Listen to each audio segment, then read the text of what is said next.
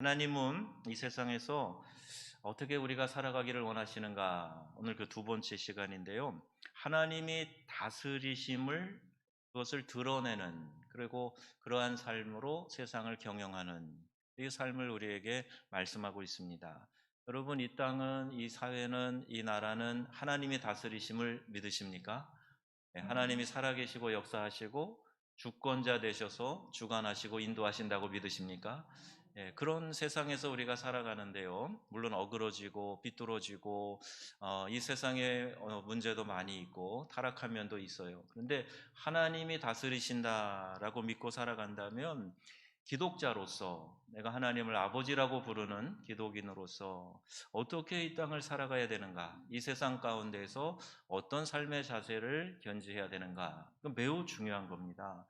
여러분, 신앙은 교회 울타리 안에만 있는 게 아니고요. 이 세상에서 그 진가가 발휘되기 때문이에요. 예수 믿는 것은 받은 증거 많도다. 근데 교회 밖을 나가면 아무 증거 없도다. 이렇게 찬송가를 바꿔서 불러야 되는 이런 상황이 되면 안 되는 거죠. 그래서 가정에서나 일터에서나 하나님의 정의가 하수와 같이 강물과 같이 그 공의가 흘러가도록 하는 일에 내가 쓰임을 받고 또 그렇게 살아가야 된다. 그러려면 먼저 내 마음이 하나님의 다스리심을 받아서 하나님의 의로 내 마음이 먼저 변화되고 새로워져야 된다는 것을 알 수 있습니다. 나는 정말 하나님의 다스리심을 받고 있는가? 공의와 사랑의 다스림을 받는가? 아니면 세상의 이 원리를 따르는 그 처세에 밝게 또 그 처세에 맞추어서 그렇게 살아가고 있는가? 사회 불의에 대해서 다른 사람들이 침묵할 때 그리스도인이 어떤 문제를 제기한다. 그러면요, 따돌림 받을 수도 있고 어떤 피해를 받을 수도 있어요. 그렇지만 이거 말씀에 위배돼서 옳지 않습니다. 이렇게 하다가는 우리의 자녀들 다 타락하고 망가질 겁니다. 이 사회의 미래, 유럽을 보세요. 호주를 보세요. 미국을 보세요. 카나다를 보세요.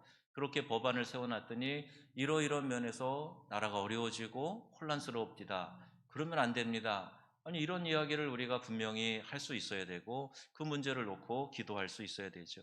문제 제기를 어떤 방식으로 하느냐, 어떻게 지혜롭게 하느냐, 이건 물론 다른 차원이겠지만 지혜롭게 또 그 방법에 맞게 해야 됩니다. 현재 우리 국무총리가 신길 성결교회 출석하지요. 그 새벽 기도에 잘 나온다고 그래요. 새벽 총리 되겠다고 그래서 엊그제 그 담임 목사님 만났거든요. 그래서 그 새벽 기도 나온다는 얘기죠. 그랬더니 그때 이미 잘 나오고 있대. 근데 지금 총리가 되니까 경호원이 7명씩 따라와서 같이 예배를 드리고 그런다 그래요. 그러면서 계속 목사님이 음으로 양으로 압력을 넣으신다는 거예요. 포괄적 차별금지법 이런 거 절대 입법하면 안 됩니다. 그러니까 이제 이 다수당이잖아요. 그러니까 법안으로 올라오면 통과될 수밖에 없어요. 그러니까 나름대로 또 국무총리로서 무슨 역할을 하고 계신가 보다. 그런 얘기를 좀 비슷하게 하시더라고요. 그러니까 여러분 기도하셔서 우리 믿는 사람들이 분명한 우리의 입장을 드러내고 그리고 이 땅이 더 잘 살고 하나님 잘 믿는 그런 나라 되는 일에 쓰임받는 우리 성도님들, 교회들 되시기를 축복합니다. 언젠가 뉴스에 보니까요, 전국에 이 체인점이 굉장히 많은 자동차, 카센터인데 자동차 그 휠 있잖아요. 타이어를 이렇게 끼는 그 휠을 일부러 휘어지게 해놓고서 그리고 바꾸게 하는 그런 부당 행위가 뉴스에 나온 적이 있어요. 아니, 한국에서도 이렇게 자동차 멀쩡한 거를 고장 내놓고 고치라 그러고 이런 일이 있구나. 제가 아프리카 10년 동안 참 힘들었던 게 뭐냐 하면 20년 넘는 중고차를 사서 타니까 고장 자주 나죠. 길도 나쁘고 뭐. 그러니까 이제 카센터에 자주 가는데요. 카센터 가면 뭐가 문제냐 하면 무속이 없어져 버려요. 오리지널 부품을 빼가지고 이상한 걸로 바꿔 놓기도 하고요. 그 다음에 지금은 고장이 안 났는데 얼마 있으면 바로 고장 나도록 그렇게 손을 대나요. 그러니까 그냥 늘 지켜보고 있는 거예요. 교인을 거기가 세워놓고 보초를 세우든지 아니면 제가 가 있든지 이러면서 그렇게 해서 더 차를 망가뜨리는 일을 하지 않도록 늘 그냥 그거에 신경 쓰고 그랬던 기억이 나는데 아예 한국에서 이런 일이 있다 하는 게 전 짐짓 놀랐습니다. 그런데요, 카센터를 하는 어떤 형제가 예수님을 믿고요. 고객을 이전처럼 속이는 일을 그만두기로 결심을 했습니다.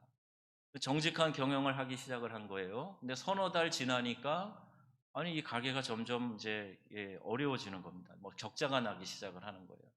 그럼에도 불구하고 예수 믿는 것을 내가 어떤 때는 야 이거 예수 믿어서 힘들다 이런 생각이 들어서 조금 포기할까 이런 마음도 좀 갖기도 하고 저도 그런 고백을 직접 들은 일이 있어요. 우리 홍콩 친구인데요. 장국영하고 영어학교 동기 출신입니다. 그 카메룬에서 만난 사업가인데 예수 믿고 세례받고 그러니까 사업이 너무 힘들다는 거예요. 전에는 막 뇌물도 주고 뭐 이렇게 하면서 아주 쉽게 풀어가고 돈도 많이 벌었는데 예수 믿으니까 이게 참 안 되는 게 너무 많더라. 그래서 힘들어했던 그런 일인데 이 친구가 꼭 그랬던가 봐요. 카센터도 점점 뭐 적자의 지경이 되고 그랬는데 더 인내해 보자 이렇게 마음을 먹고 그리고 기도하면서 꾸준히 경영을 했는데요. 얼마 지나지 않아서 이전보다 막 매출이 점점 더 올라가기 시작했다는 거예요. 그리고 정품, 좋은 이 부품을 쓰는데 다른 곳보다 가격이 더 저렴하니까 처음에는 오해도 받았대요. 예. 그런데 이제 인정이 되고 나니까 아주 이제 사업이 더 잘 되게 되었다. 이런 간증도 들었습니다. 자, 이런 결심과 행동, 결코 쉬운 거 아닙니다. 어떤 희생도 있을 수 있고요. 어떻게 하다 보면 그것이 회복되는 이런 좋은 케이스만 소개가 돼서 그렇지 그러다 망하는 경우도 많이 있어요. 사업장 문 닫아야 될 수도 있습니다. 그럼에도 그것이 옳기 때문에 하나님의 정의이기 때문에 우리는 이 정의를 선택해야 되는 거죠. 여러분 그렇게 선택하실 거죠? 쉽지 않습니다. 그런데 정의를 선택하기로 작정하고 하나님 책임져 주세요. 하나님이 맡아주세요. 그리고 좀 뚝심 있게 나가면요 반전의 역사가 많이 일어납니다. 그러니까 여러분 믿음으로 한번 해보세요. 영국에서 노예 해방을 한 정치가 있어요. 윌리엄 윌버포스라고 하는 사람이에요. 어린 나이부터 아예 작정을 합니다. 하나님이 그를 국회의원으로 세우고 정치 활동을 하게 만드셔서 이 노예 해방을 위해서 아주 그냥 목숨 걸고 일했던 사람이에요. 결국 성공하게 되죠. 그럼 나치 항거 운동을 했던 보네포 목사님 생각해 보세요. 결국 순교했습니다. 그러나 그가 일으켰던 그 놀라운 그 반향이 결국에는 역사를 새롭게 하게 됐고 많은 기독자들에게 지금까지도 이 마음속에 울림을 주는 거예요. 이렇게 살아야 되는 거다. 이렇게 독재자 앞에서 비굴하게 그것을 인정하고 그 앞에 무릎 꿇는 게 아니라 끝까지 말씀대로 살아야 되는 거다. 이런 도전을 주는 그런 사람 아닙니까? 그리고 그렇게 할 때 그 사람이 있는 곳에서부터 하나님의 다스림을 믿고 내가 희생이 되더라도 그렇게 살아가겠다. 작정하고 살아가는 그 사람이 있는 곳에서부터 세상이 조금씩 조금씩 변화되기 시작하는 거예요. 큰 일을 이루지 않아도 나 한 사람이 말씀에 바로 서서 살아가겠다. 이런 결단을 하고 살아가면 그 자리에서부터 세상이 바뀌는 거지. 돌 던진다고 바뀌는 게 아니고요. 머리에 띠 두르고 큰 어떤 대회만 일으켜야 이게 바뀌는 게 아니고요. 내가 서 있는 자리에서 바뀌어야 된다. 카센터, 즉 나의 일터 하나를 바꾸는 것이 결국 세상을 바꾸는 시작이 되는 것이다. 정의롭지 못한 거래가 주도하는 세상에서 정의로운 거래를 성사시키려고 두 배로 일하는 것이 바로 하나님의 다스리심을 받는 그러한 삶이 되는 것입니다. 그러면 정의를 하수처럼 흘러가게 하는 사람이 될 것인가? 하나님 정의를 가로막는 걸림돌이 될 것인가? 이건 내 스스로 결단을 해야 되는 거죠. 여러분 야고보서 4장 17절 말씀에 이렇게 되어 있는데요. 그러므로 사람이 선한 일을 할 줄 알면서도 하지 않으면 그것이 그에게 죄가 됩니다. 이런 말씀이에요. 선한 일을 할 줄 알고도 즉 의식도 있고 또 내 안에 성령께서 자꾸 감동을 주시는데 해야만 하는데 할 줄 알면서도 해야 되는 줄 알면서도 하지 않는 거 이게 그에게 죄가 된다 말씀하는 거예요.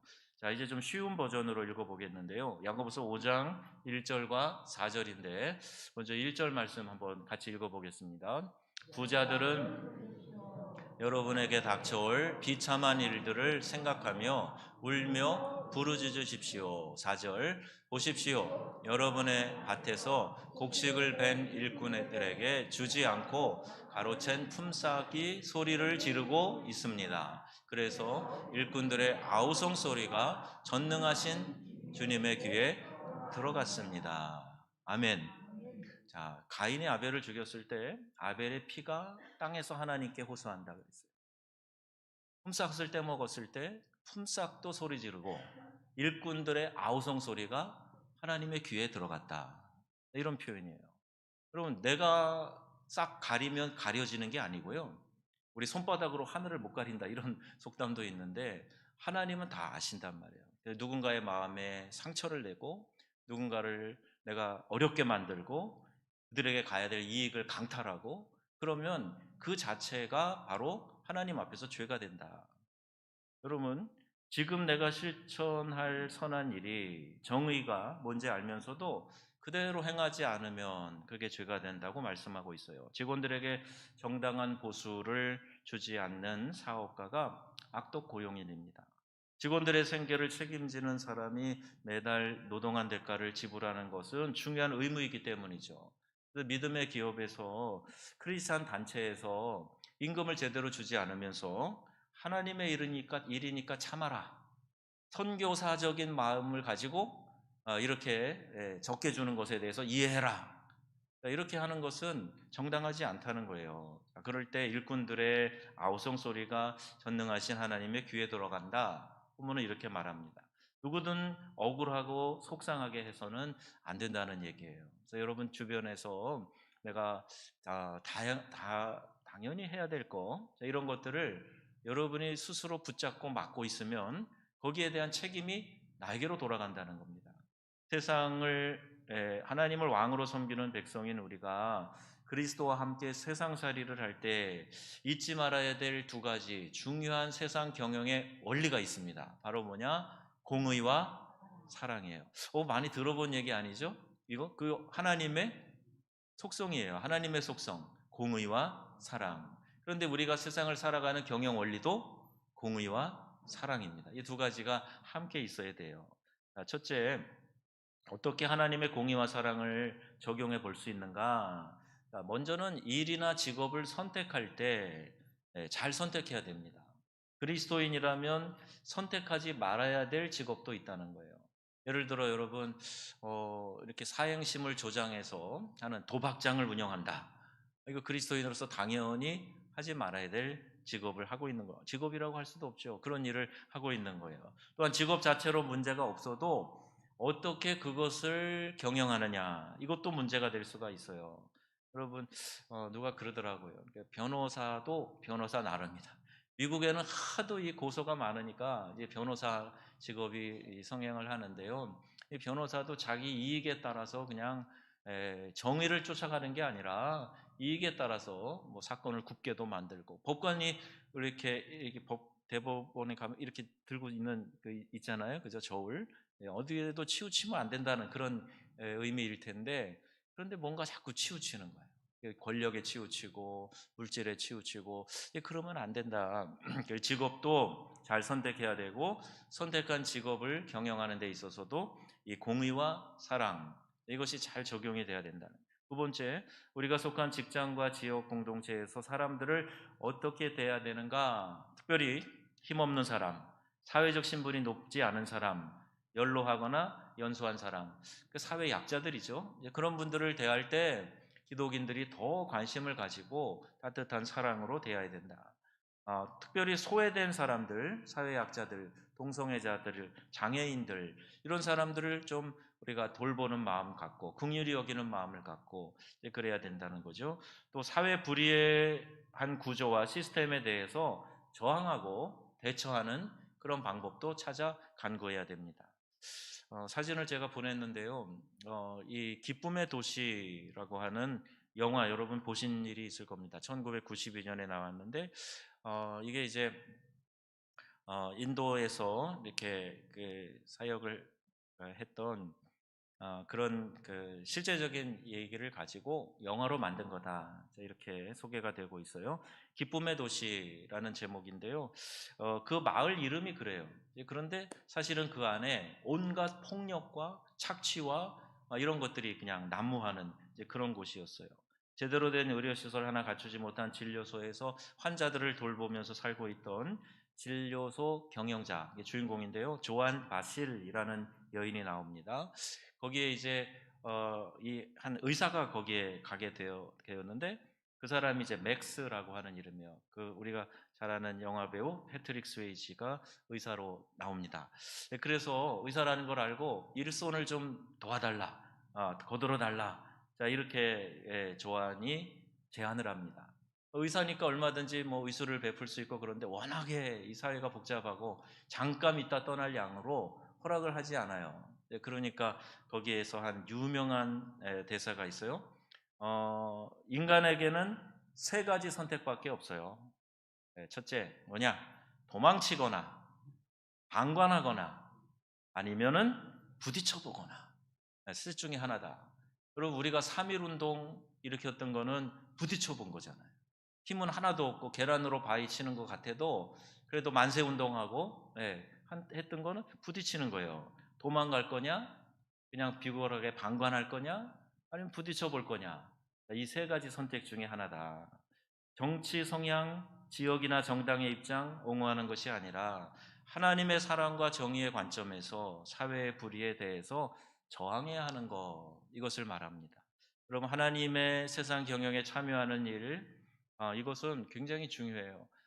우리가 노동이라는 것을 신성하다 이렇게 표현을 합니다. 특별히 우리 크리스찬들은요, 직업은 하나님이 주셨다, 이걸 직업 소명설이라 그래요. 청교도들이 가졌던 기본적인 마인드가 이겁니다. 직업은 하나님이 주셨다. 나에게 주신 이 일을 가지고 열심히 일을 해서 하나님께 영광을 돌리겠다. 그런 마인드예요.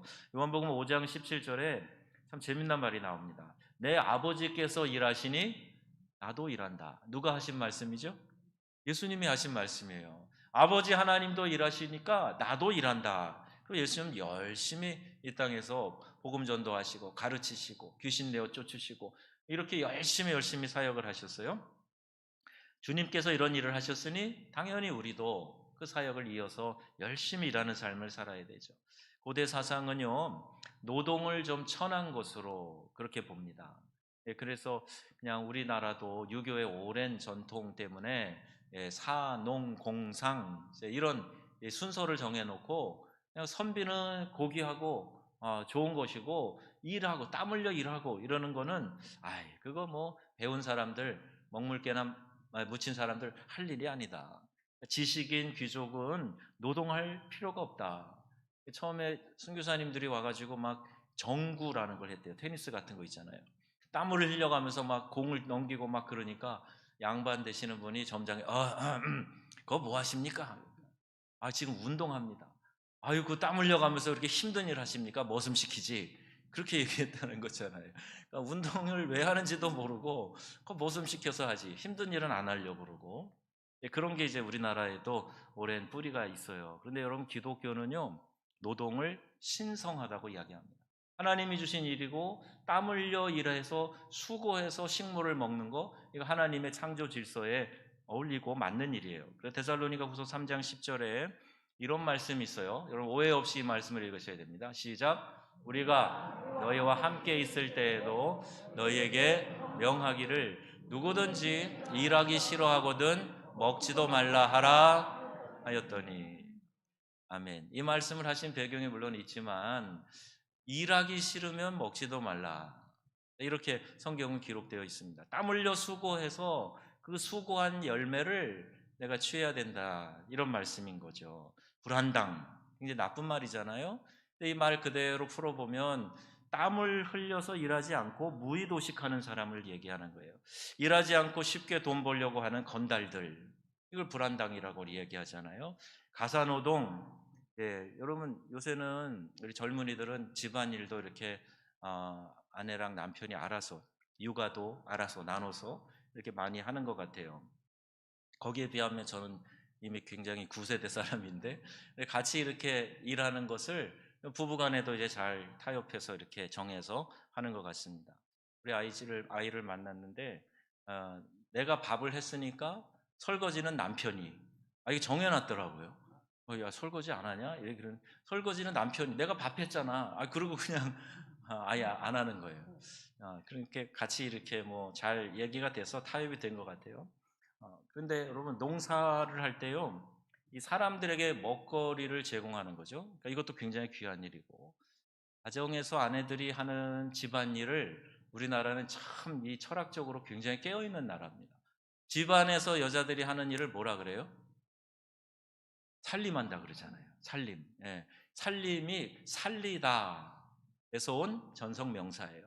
그러니까 집에서 내가 밥하고 가사 노동하고 하는 것이 가족을 살리는 일이라고 우리 조상들은 그렇게 불렀던 거예요. 여러분 집에서 살림하는 거 우습게 여기시면 안 됩니다. 굉장히 귀한 일이라고 그랬어요. 그러니까 집에서 어떤 집안일을 하는 노동이나 밖에 나가서 하는 노동이나 땀 흘려 수고해서 그 노동의 가치를 얻는 것, 이거를 이제 하나님이 우리에게 기뻐하시는 일이다. 그래서 하나님이 우리에게 맡겨주신 모든 일은 그래서 신성하다. 그 일로 어떻게 하나님께 영광을 돌려야 될까? 이걸 한번 생각해 보라는 거예요. 집에서 이제 설거지 하면서도 청소하면서도 어떻게 하나님을 기쁘시게 해드릴까? 밖에 나가서 일을 하는데 내 직업이나 또는 직장에서의 위치가 힘들 수도 있어요. 예, 많은 사람을 섬겨야 되고 더 많은 일에 수고를 해야 될 수도 있어요. 그런데 그런 일을 통해서 어떻게 하나님을 영화롭게 할 것인가, 이걸 생각하면서 일하는 거, 그 모든 일이 다 하나님에게 기쁨이 된다. 여러분 노동은 쉽지 않은 수고로운 것이지요. 땀 흘리고 힘든 수고해야 되고 때로는 고통이 있을 수도 있어요. 우리가 타락하고 깨진 세상에 살고 있기 때문입니다. 그러므로 노동에 따른 수고를 당연하게 받아들여야 돼요. 요새 청소년들, 젊은이들 생각하면서 기도할 때 참 마음에 안타까운 것이 있어요. 물론 자본주의 이 사회에 사니까 돌아가는 경제 원리를 우리가 다 무시할 수는 없지만, 너무 이 정부가 또 주변의 사람들이 그냥 쉽게 돈을 버는 것에 대한 인지를 계속 하는 것 같아요. 그래서 이렇게 막 어느 순간에 막 이렇게 돈을 많이 왕창 벌었다. 그래서 그 돈을 가지고 막 떵떵거리고 살고 이렇게 하는 것이 자랑이 되는 거. 땀 흘려 수고하는 것은 뭔가 부족하고 사람이 모자라서 그러고 있는 것처럼 이런 사회의 의식으로 바뀌어가면 안 된다. 여러분, 우리 믿는 성도들만이라도 하나님이 기뻐하시는 뜻이 뭐냐 하는 걸 잘 분별하셔서 땀 흘려 수고해서 얻는 식물을 기뻐하시고 그것을 통해서 하나님께 영광 돌리는 성도님 되시기를 주님의 이름으로 축원합니다. 그래서 오늘 저녁에 수고하고 오셔가지고 눈을 감고 조시는 분들을 제가 이해합니다. 더 사랑하고 축복합니다. 여러분, 그렇게 수고한 일들을 하나님이 기억하신다 하는 거 기억하셔서 노동의 신성함을 통해서 하나님께 영광 돌리시는 성도님 되시기를 주님의 이름으로 축원드립니다. 무엇 때문에 하나님께서 지금 하는 일을 하게 하셨다고 생각하십니까? 네, 왜 하나님이 나를 이 일터에 두셨다고 생각하십니까? 빌립보서 2장 13절 말씀 같이 읽겠습니다. 너희 안에서 행하시는 이는 하나님이시니 자기의 기쁘신 뜻을 위하여 너희에게 소원을 두고 행하게 하시나니. 아멘. 우리 각자를 향한 하나님의 뜻이 있어요. 하나님의 부르심을 받았다면 내가 무조건 전임 사역자가 되어야 된다, 선교지로 나가야 된다, 목사가 되어야 된다, 그런 거 아니고요. 이 깨어진 세상에서 하나님의 다스리심을 나타내기 위해서 나는 무엇을 할까? 내 삶의 자리에서, 내가 지금 경영하는 일터에서 하나님을 어떻게 영화롭게 할 것인가? 그것이 그 일터 선교사인 것이죠. 그때 하나님께서 내게 하고 싶은 일, 소원, 이것을 우리에게 주신다는 거예요. 가정에서는 아버지와 어머니가 이 사회에 대해서 어떤 인식을 가지고 있는가, 또 힘들 때 어떤 믿음의 자세를 견지하는가, 이거 그대로 자녀들에게 학습이 됩니다. 그래서 경건한 믿음의 자녀를 키워내기 위해서 여러분 그런 모습으로 의연하게 살아가시는 거 너무너무 귀한 일이죠. 미국에서 세탁소를 운영하는 사람이 있었는데요. 많은 분들이 한국 사람들 세탁소 많이 하잖아요. 그런데 두 분이 아주 다른 자세로 일을 했던 것 같아요. 한 사람은 내가 양놈들 빤스 빨아주는 신세다. 영어로 팬츠라고 되어 있는 게 바지거든요. 바지 데려주고 그러는 일을 하는데 이렇게 생각하고 그런 얘기를 또 수시로 했다는 거예요. 그러면 그 얼마나 비참해요. 스스로도 비참하고 그 말을 듣는 사람도 그 말을 하는 사람을 뭐 그렇게 존중해서 보겠습니까? 그런데 또 다른 사람, 뭐라고 이야기를 주로 하고 생각을 했냐면, 내가 이 동네 사람들 바지날을 전부 세워줍니다. 내가 이 다리미로 쫙 예쁘게 바지날을 세워주니까 저 사람들 저렇게 폼내고 입고 다니는 거예요. 제가 아니면 저 구겨진 바지 다 입고 다닐 거예요.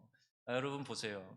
똑같은 일을 해도 어떤 의식을 가지고 어떤 말을 하면서 살아가느냐에 따라서 내 삶의 질이 달라집니다.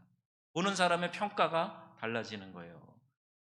이 청소를 하는 사람이 내가 언제까지 이런 거 치우며 쓰레기 치우며 빚을 하며 살 건가? 네. 그런데 이런 생각을 하는 사람이 있는가 하면, 어떤 분은 내가 하나님 만드신 이 지구의 한 구석을 깨끗하게 관리하며 책임을 진다. 여러분 얼마나 큰 의식의 차이예요. 실제 삶의 자세와 깊이 관련되어 있습니다. 로마서 12장 1절 말씀 같이 읽겠습니다. 그러므로 형제들아, 내가 하나님의 모든 자비하심으로 너희를 권하노니 너희 몸을 하나님이 기뻐하시는 거룩한 산 제물로 드리라. 이는 너희가 드릴 영적 예배니라. 아멘. 우리의 몸을 거룩한 산 제물로 올려드릴 장소는 어딜까요? 여러분, 예배만 생각하시면 안 됩니다. 삶의 현장이에요. 그곳에서 여러 믿지 않는 사람들과 다른 가치관으로 살아가고, 힘들어도 내가 기쁨의 이야기를 하고 긍정의 이야기를 하고 감사하는 말을 표현하고, 그러면 여러분 이게 삶의 자리에서 하나님께 내 자신을 산 제물로 올려드리는 것입니다.